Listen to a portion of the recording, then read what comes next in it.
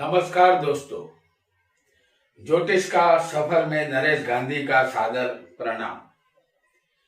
ये हमारा 194वां एपिसोड है जिसका नाम है चरित्र की पहचान। कोई व्यक्ति अच्छा है या बुरा, ये कुंडली के माध्यम से जाना जा सकता है।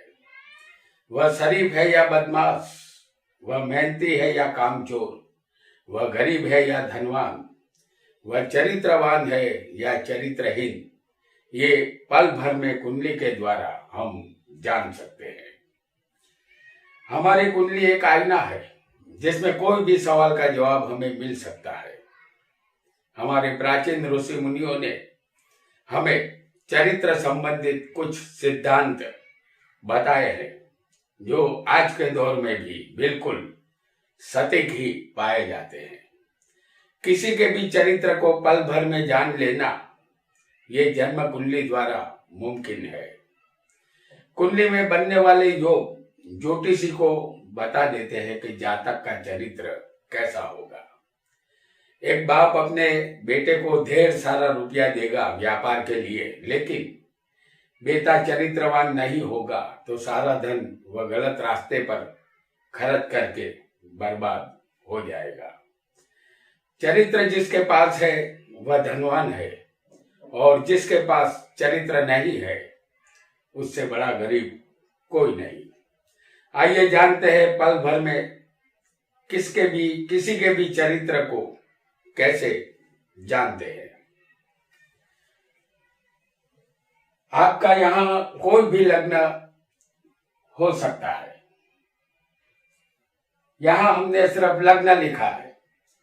यहाँ आपकी कुंडली में कोई भी लग्न यहाँ मौजूद हो सकता है। अगर 7वें स्थान में सूर्य और मंगल,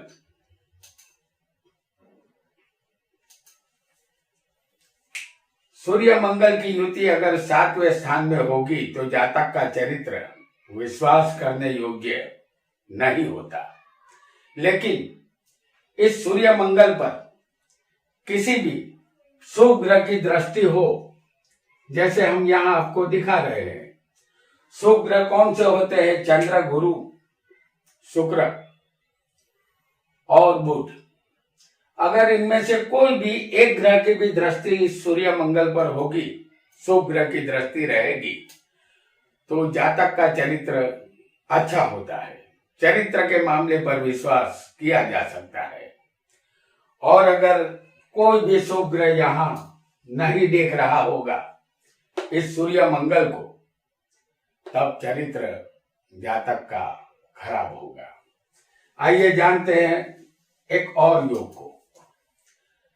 यहाँ 7वें शनि अगर किसी को बैठा होगा, जैसे हम आपको यहाँ दिखा रहे हैं, 7वें शनि अन्य पाप ग्रहों के साथ होगा। जैसे पाप ग्रह कौन होते हैं? राहु, मंगल और सूर्य। और शनि भी एक पाप ग्रह ही है, लेकिन शनि के साथ कोई अन्य पाप ग्रह यहाँ बैठा होगा, जैसे राहु, सूर्य और मंगल, तो इनमें से कोई भी एक हो यहाँ मौजूद तो जातक अपना चरित्र सही नहीं रख पाता। जातक बुरी स्त्रियों के पीछे भटकता रहता है। तो शनि के साथ अन्य ग्रहों का होना, पापी ग्रहों का, ये अच्छी बात नहीं होगी। ये चरित्र बिगाड़ने वाला योग माना जाएगा। अब यहाँ आपके सामने लाएंगे कर्क लग्न की कुंडली। कर्क लग्न की कुंडली में यहाँ हम कर्मेश और धनेश, जैसे कर्मेश कौन बनता है?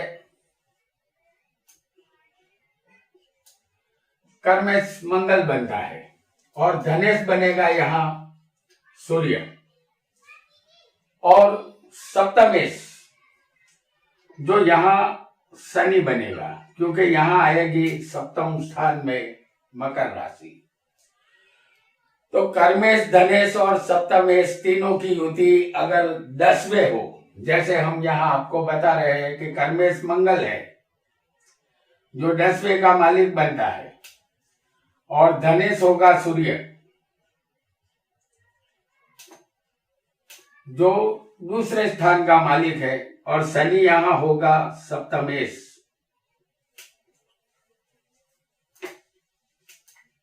शनि भी 10वें ही होगा।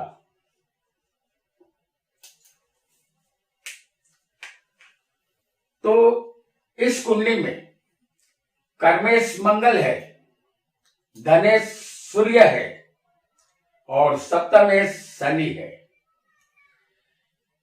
तो ऐसे जातक की कुंडली में अगर योग होगा तो धन बुरे कर्मों की वजह से खर्च होता है। जातक अपनी पत्नी के साथ वफादारी यहां नहीं करता। तो कर्मेश, धनेश और सप्तमेश की युति अगर 10वें स्थान में होगी तो जातक का चरित्र यहां साफ नहीं रहेगा। आइए एक और योग को जानते हैं। यहां हम मेष लग्न की कुंडली आपके लिए लाएंगे और मेष लग्न का मालिक होता है मंगल। तो ये मेष लग्न की कुंडली हमने बनाई है। 7वें का मालिक अगर पाप ग्रहों के साथ लग्न में होगा तो 7वें का मालिक यहां कौन बनेगा? शुक्र। ये शुक्र लग्न में होगा और उसके साथ कोई भी पापी ग्रह बैठा होगा, जैसे राहु, शनि, मंगल या सूर्य।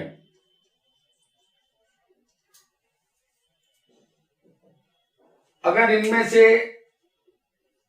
सप्तमेश शुक्र के साथ कोई भी पाप ग्रह बैठा होगा, जैसे सूर्य, शनि, राहु, मंगल, अगर इनमें से कोई एक भी ग्रह इस सप्तमेश शुक्र के साथ लग्न में होगा तो जातक का चरित्र शंकास्पद रहेगा।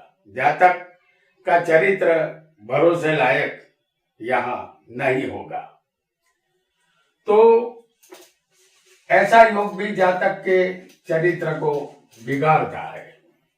आइए एक और लग्न की कुंडली हम बनाएंगे, कन्या लग्न। ये कन्या लग्न की कुंडली है जो हमने यहां बनाई है, लेकिन लग्न से 10वें बुध बलवान हो, जैसे ये लग्न कन्या है और बुध यहां बलवान होगा क्योंकि यहां रहेगी राशि मिथुन, और 10वें बुध बलवान हो और सप्तमेश से तीसरे चंद्र बलवान हो, जैसे सप्तम स्थान ये है, तो यहां सप्तम में जो राशि आएगी वो मीन होगी और उससे तीसरे वो सब राशि आएगी और उसमें चंद्र बलवान होना चाहिए। वृषभ में चंद्र उच्च का होता है। तो लग्न से 10वें बुध बलवान होना चाहिए और सप्तमेश से तीसरे स्थान में चंद्र बलवान हो। ऐसा योग होने पर जातक अपनी पत्नी के अलावा अन्य स्त्रियों में दिलचस्पी लेता है। यहाँ चरित्र जातक का बिगड़ता है, तो ये जातक भी चरित्र को संभाल नहीं पाता। यहाँ फिर एक बार हम आपके लिए लाए हैं कन्या लग्न, और कन्या लग्न में दूसरे स्थान में पड़ेगी तुला राशि और 12वें स्थान में होगी सिंह राशि। तो एक बार फिर हम आपके लिए लाए हैं कन्या लग्न को। दूसरे और 12वें के मालिक तीसरे हो, जैसे दूसरे का मालिक होगा शुक्र और 12वें का मालिक बनेगा सूर्य। यहां होगी वृश्चिक राशि। दूसरे और 12वें के मालिक शुक्र सूर्य को अगर गुरु देखता हो तो गुरु होगा 9वें स्थान में, जहां से उसकी सीधी 7वीं दृष्टि जाएगी। गुरु किसी को यहां भी हो सकता है 11वें स्थान में, और गुरु किसी को यहां भी हो सकता है मीन राशि का। तो गुरु उसे देखता हो, इस युति को, जिसके मालिक है, दूसरे के मालिक शुक्र और 12वें के मालिक सूर्य है। तो तीसरे स्थान पर अगर गुरु की दृष्टि होगी और गुरु इन दोनों को देखता हो तो जातक का चरित्र यहाँ बिगड़ता है। वह अपने आप को संभाल नहीं पाता और निकल जाता है उस रास्ते पर जहां से जातक को बर्बादी ही हासिल होती है। जातक यहाँ संभल जाए तो ठीक है, अन्यथा जातक खुद बर्बाद हो जाता है। आइए एक और योग को जानते हैं। यहां कोई भी लग्न हो सकता है और शुक्र और बुध 8वें, 7वें या 10वें होंगे। जैसे हम आपको यहां बता रहे हैं, शुक्र और बुध की युति, ये किसी को 7वें स्थान में भी हो सकते हैं।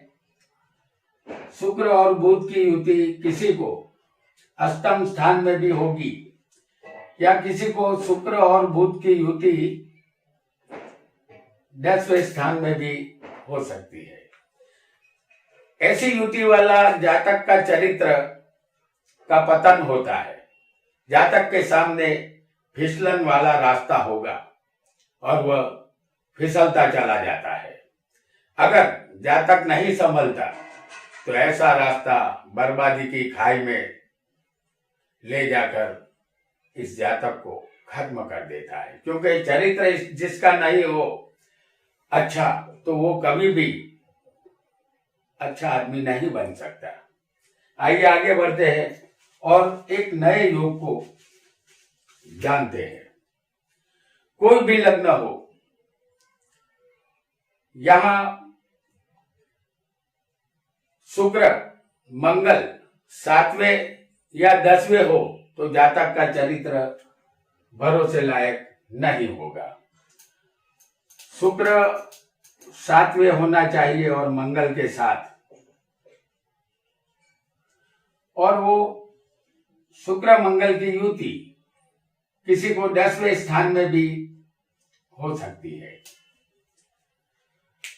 अगर ऐसा योग हो तो जातक का चरित्र यहां भी भरोसे लायक नहीं होगा। शुक्र वासना का पेट्रोल है और मंगल आग है। यह वासना के शोले भड़कते हैं और जातक का चरित्र उसमें जल जाता है। आइए एक और योग को जान लेते हैं। फिर एक बार यहां कोई भी लग्न किसी भी जातक का हो सकता है। 7वें चंद्र शनि मंगल हो, जैसे हम यहां दिखा रहे हैं, चंद्र